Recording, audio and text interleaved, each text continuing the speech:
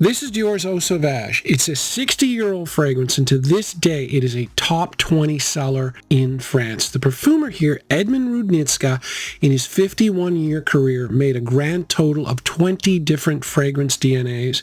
If you were a modern perfumer today, a top modern perfumer, there's a good chance you might be working on 20 different fragrances all at once. Fragrances today are more about industry and commerce than they are about innovation and creativity, but you really don't have to go back that far to get creative fragrances. In fact, COVID-19 more than anything changed the way we consume fragrances. That 2-year break, people got way more comfortable buying blind and using influencers to make purchases. They had no choice really because a lot of the fragrances were locked up, so it changed our consumption habits. Young people more than anyone were affected by the 2-year lockdown. One of the things young people did with all that spare time was start to buy fragrances, and their consumption habits are very different than the average person of my generation who might have 1 or 2 fragrances but have one like signature scent that they tend to wear that they started wearing when they were 15. Young people are very different. They have fragrance wardrobes, so they'll have much larger collections and they wear different fragrances for different occasions and for different moods, so they're buying an awful lot more. On top of that, you throw in the rise of Tik Tok. That happened also during COVID, and as of 2025, 45% of American fragrance purchases were influenced by TikTok. So everything has changed, not the least of which the amount of fragrance releases that we have. In 2019, there were less than 3,000 releases. Last year, there were over 6,000. Fragrances now are an industry. They're about commerce, not about art. Today, I've got 8 fragrances that are more about art than commerce. In 2005, Hermès master perfumer Jean-Claude Elena got a brief on his desk that sent a chill down his spine. All it said was, "We want a great masculine fragrance." And for an art house like Hermès, wanting a big hit was relatively new. They also wanted a fragrance that had the word Terre in the name, and to make an earthy fragrance that was a huge hit was a big ask for even someone as talented as Elena. Of course, I'm talking here about Terre d'Hermès, but the process coming up with Terre d'Hermès really sheds light on the artistic nature of the house. The first fragrance Elena came up with was a milky woody scent. He ended up not going with it. However, it sheds light onto his thinking process, which is very literary and very artistic. The fragrance was inspired by an ivory statue that came to life in Ovid's poem, The Metamorphosis. The ivory statue called Galatea inspired the milky nature of the fragrance. He's a really literary guy, and it impacts every single one of his fragrances. He says his major releases, like Terre d'Hermès, are like novels to him. The Jardin series, he thinks of as short stories. The Hermescence line, he thinks of as haikus. These guys, these top perfumers, they're artists and they think in very different ways. But that's what allowed Elena to make the innovations, to make something that's innovative and artistic at the same time, and proof is in the pudding. This is the very first fragrance ever to have some type of stone note. The flint note here exists. Now, I thought that was just a gimmick until the day that I picked up the minerality of the flint. It really is here. And again, it's the first time it was ever used. So that's the kind of artistry that we're missing. That's the kind of innovation that we're missing in modern perfumery.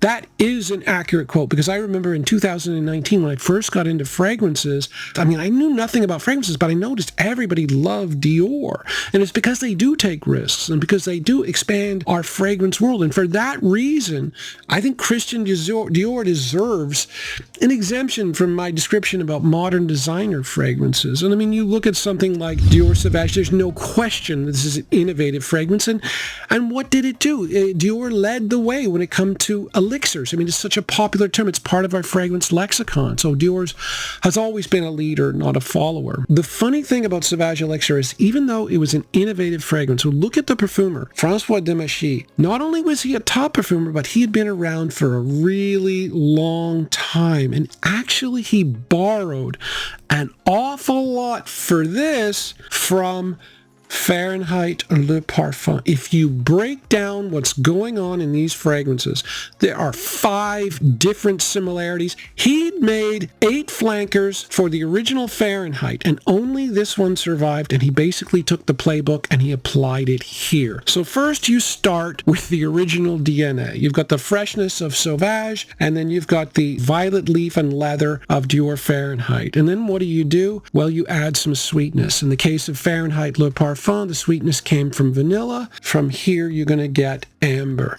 The spices here are coriander and cumin. The spices here are cinnamon, cardamom, and nutmeg. Then you get the key element that really gave it away. You've got licorice here. That's a relatively rare note, especially for designer fragrances. This has plenty of licorice, and this has too. But it didn't stop there, because this also has rum. This doesn't have rum, but if you read the documentation for this, Dimashi's intention was to create something that was liqueur-like. And if you use your imagination, I can definitely see a boozy feel, an intoxicating feel. So liqueur, like I said, was all over the place. So that really was his intention. Ultimately, you start with the original DNA. You add the spices, you add the booze, you add the licorice, and you add the sweetness. Dimashi is not just an elite perfumer, he's an experienced perfumer. Fragrance number 3 is Lorenzo Villoresi's Musk, and this is a 1995 fragrance that I really do consider to be my signature scent, which might seem like an odd choice. However, this is a woody floral musk, and I'm sure you guys are familiar with another woody floral musk, which is the only other woody floral musk that I'm familiar with, Dior Intense. And so they are both the same genre of fragrances. That might explain to some people out there like why I like this so much. Now, there is a major difference in that this is an iris-based fragrance. This is a rose-based fragrance. Yes, there's a lot of musk here, but the rose is heaviest. There's also geranium and a generic floral note, but this comes off as having more of a powdery rose feel than anything else. The musk here is ambrat, so it is kind of a sweet musk. This is not an animalic sexual musk. It's more of a clean, sensual musk. I mean, this is, after all, a unisex fragrance, but it's still got that musky element, and the woods are rosewood and sandalwood.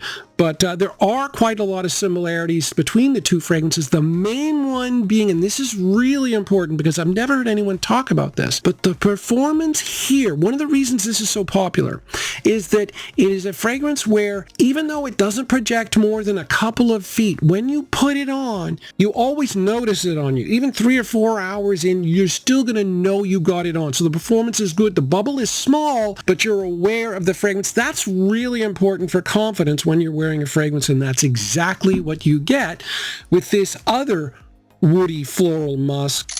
Fragrance number 4 is Armani Acqua di Gio Profumo, and not surprisingly, this is the number 1 DNA for the Acqua di Gio fragrances for mature men, and that's mainly because that was the intention behind it. They made it specifically to be a little bit more weathered that would appeal to older people, rather than the sunnier version of the original Acqua di Gio. But ultimately, I have to talk about the original Acqua di Gio here because that really was the major innovation. And what's odd is that the mid-90s, a lot of innovative fragrances happened. The original Le Male was 95. The original Acqua di Gio was 96. And I know it's not as popular, but the Lorenzo Villoresi's Musk came out in 95 as well. So that DNA was really special, that odd mix of C notes, citrus, and aromatic notes. I do think this, in many ways, is the pinnacle of the Acqua di Gio line. And yeah, I mean, you know, they're making small tweaks now, but ultimately the DNA has to be here because it was super innovative. Fragrance number 5 is Gucci Guilty Absolute. It is extremely rare for a designer fragrance to be copied by a niche house, but that's exactly what happened here. By Kilian created Dark Lord, which was basically a niche version of this. This has this crazy cypress note in the middle. It's a Canadian cypress called Nootka cypress that is super fresh and super medicinal. You put it between woods and leather, and then you get like the most ultra masculine, love it or hate it, medicinal fragrance of all time. But really, what we're talking about here are fragrances that you're either going to love or hate. Because, you know, what I might love and you might hate you reverse it, and at least we've both got something that's really innovative and more personal to us. I like when people take risks and go outside the box, and then you get a small cult of people really enjoying a fragrance. And I know there have been a few people that have thanked me for recommending this. I'm sure the ones that don't like it, they're keeping quiet, because this can be very, very challenging to some people. But I absolutely love it. As I said, smells like medicine, but it still really works. I've gone through 2 decants of this. I finally had to break down and get a bottle because I really do like it. It works great. Really good in like cool weather and when it's raining like it is today. Fragrance number 6 is Dark Rebel Rider from the house of John Varvatos, and this is a fragrance and a house that I both love and hate, which really is frustrating for me because this terms of scent, at the moment I have 311 fragrances. I've tried over 600 or 700, I'm not sure, but in terms of scent, this is top 10. I'm not kidding. I absolutely love it. I'm not thinking that everybody's going to like it as much as me, but I do think it's underrated in terms of scent. It gets overshadowed because the fragrance doesn't last more than 3 hours, even though it's got a lot of leather in here. Normally, leather is a fragrance, a note that you can really push out and last long with.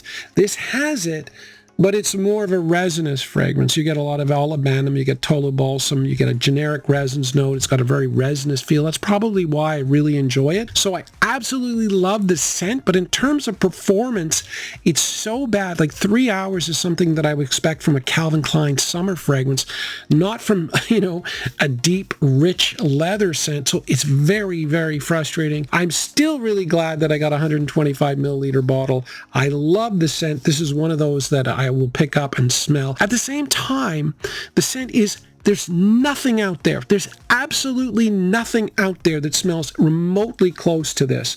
I've not smelled the original Dark Rebel. I'm sure it's probably somewhat similar, but this, of the fragrances I have tried, it's just an original.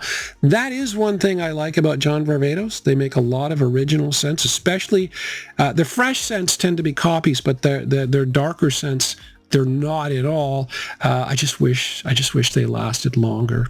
Fragrance number 7 is Ambre Sultan by Serge Lutens. This is another mid-90s fragrance. Came out in 1993. It is another resinous fragrance that I really enjoy, and it is another completely original scent. I think, it's one of those ones you really need to try to understand it, because it's really hard for me to say, oh, try this, because nothing comes close. So there's a lot of resins. It's got an ambery feel, but yeah, it's way more than that. So you're going to get amber, you're going to get a resins note, you're going to get benzoin and myrrh, but you're going to get a ton of aromatic notes that really, it's hard to understand. You get bay leaf, you get myrtle, you get oregano. So you've got the amber on one side, and then you got the crazy aromatics on the other, which gives it a real bite. It's like an amber with an aromatic bite, and it's really concentrated. There are 4 aromatic notes, and so yeah, it's just so different. It's very exotic.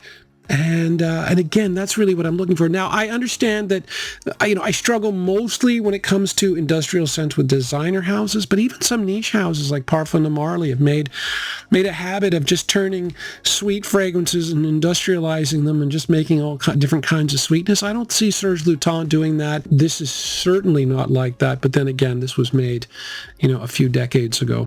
Fragrance number 8 was Bijan for Men by the house of Bijan. And oddly enough, this came out in 1987, a very different time for making fragrances. But for the time, even, this was a very different fragrance. I mean, you look at the bottle for a very, very masculine fragrance. This is not a masculine bottle at all. It looks so feminine to me. But aside from that, it was a leather fragrance with aromatic notes. Now, that part is normal, but this had a ton of spices, which was very different for the time. And one of the spices was cloves. So this has a real pungent, spicy feel to it. So obviously the people at Bijan were trying to do something completely different. I think they pulled it off. It's really, really hard to compare this, though. I haven't tried the original one. I know a lot of these have been tampered with over time. I still think the scent is, I have a ton of fragrances from this era. I still think this is quite different. And oddly enough, it's one of the most masculine fragrances in my collection, which might be the most feminine bottle. So there's definitely some quirky stuff going on. But yeah, I'm not a fan. I've said this probably too much now, but not a fan of industrial fragrances. I'm not a fan of especially, oh, you want to get me upset? Talk about Stronger With You line. I cannot stand what Armani are doing with that line. It really bothers me. Just slight tweaks, pumping out fragrances. It's industrial. You don't even need perfumers for that. But yeah, enough complaining about that. Anyway, thanks for watching.